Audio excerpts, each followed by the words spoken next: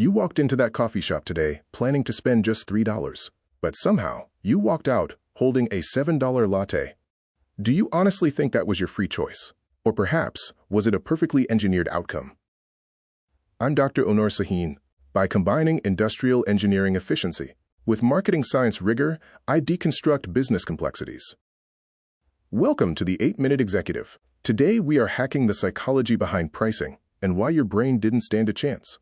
This bridge between technical optimization and human behavior is where true market authority is built. It's not just about what you sell, but the mental architecture you design around it. We are going to explore why we spend more than we intend and how you can ethically apply these principles to your own business. In the Personal MBA, Josh Kaufman discusses price-value priority. But here is the deeper truth. The human brain is terrible at calculating absolute value. Kaufman notes that value is subjective, but as an engineer, I see it as a variable we can influence. Your cost of production is a fact, but your customer's perception of value is a design choice. We don't know what 100 grams of coffee beans actually cost to produce. So our brains use a mental shortcut. We call this relative valuation. We must also analyze price elasticity of demand. A PhD-level perspective reveals that consumers aren't just sensitive to numbers, but to the prestige assigned to those numbers. A higher price can actually shift the demand curve upward by signaling scarcity. When you see that $12 signature blend at the very top of the menu, your brain sets that price as the anchor.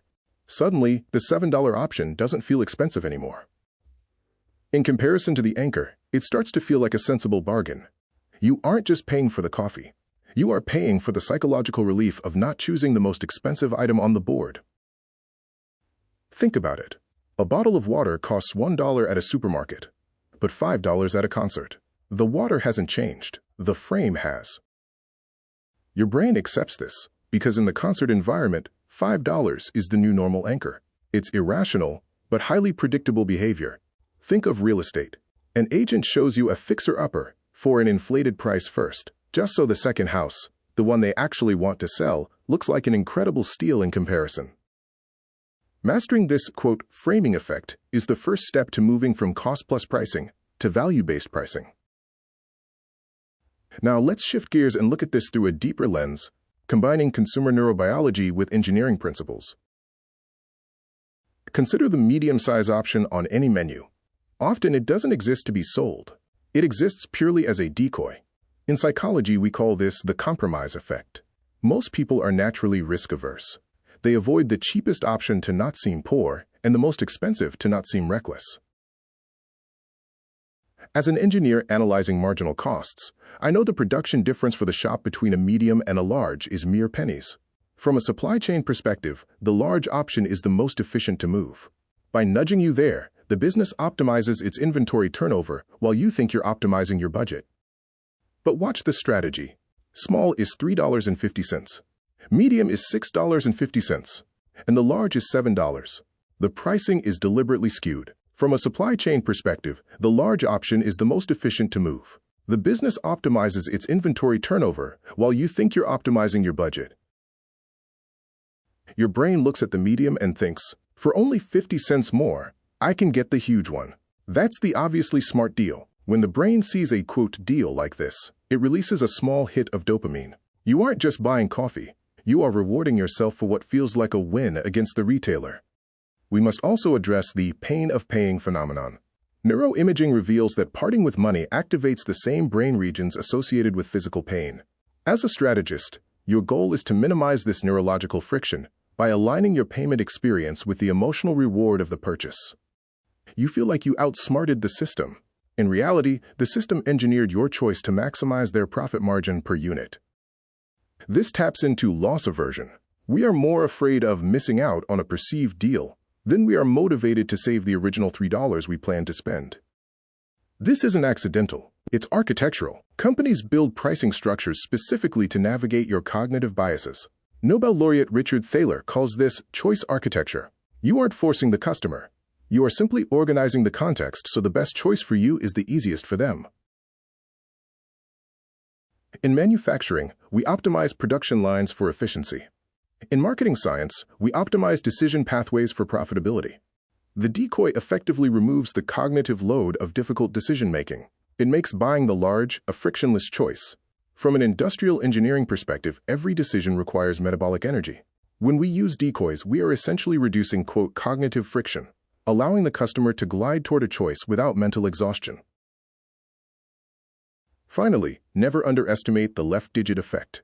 Our brains process numerical magnitude so quickly that we anchor on the first digit we see. This is why a price of $19.99 feels significantly cheaper than $20. It's not just a retail trick. It's a cognitive bias that distorts our perception of value based on the very first number our eyes hit. So how do you apply this academic rigor to your own business strategy? Here are 3 executive principles to implement today. Principle 1. Tiered pricing. Never offer just one price point. A single price forces a simple yes or no decision from the client. Every price you see in a premium environment has been tested to ensure it triggers the right neural response at exactly the right time in the buyer's journey. Providing 3 tiers changes the psychological question in the customer's mind, from "should I buy this?" to "which one should I buy?" In the SaaS world, we see this constantly. The standard tier is placed in the center with a best value badge to minimize the user's cognitive load during the sale. Principle 2. Contextual framing. Remember, you never just sell a product. You are selling the environment in which it is presented and consumed. Starbucks sells the third-place experience, not just caffeine. Ensure your pricing reflects the perceived value of your surrounding context. Expectation shapes reality. If you serve the same wine in a crystal glass versus a plastic cup, the neural response in the brain actually changes. The environment is the product. Principle 3. The nudge principle. Use decoys strategically in your proposals to guide clients toward your most profitable tier. Don't force the choice. Engineer the options so the client feels they made the smart, autonomous decision to upgrade to your premium offering. Think of your pricing as a conversion funnel efficiency metric. If your anchor is set too high without a clear bridge of value, you don't just lose a single transaction, you lose the entire lifetime value of that customer relationship. Review your current pricing page today. Are you using anchors? Are you utilizing decoys?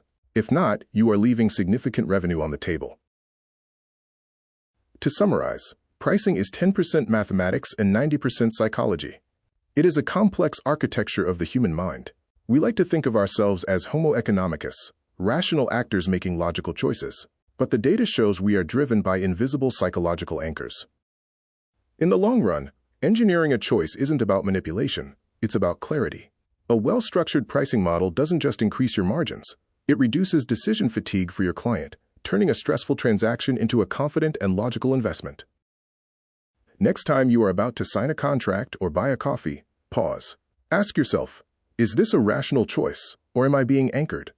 If this 8-minute deep dive brought value to your day, hit the subscribe button. I bring the rigor of academia to your screen every week. Connect with me on LinkedIn for more professional insights. I'm Dr. Onur. Strategy is a choice. Make the right one.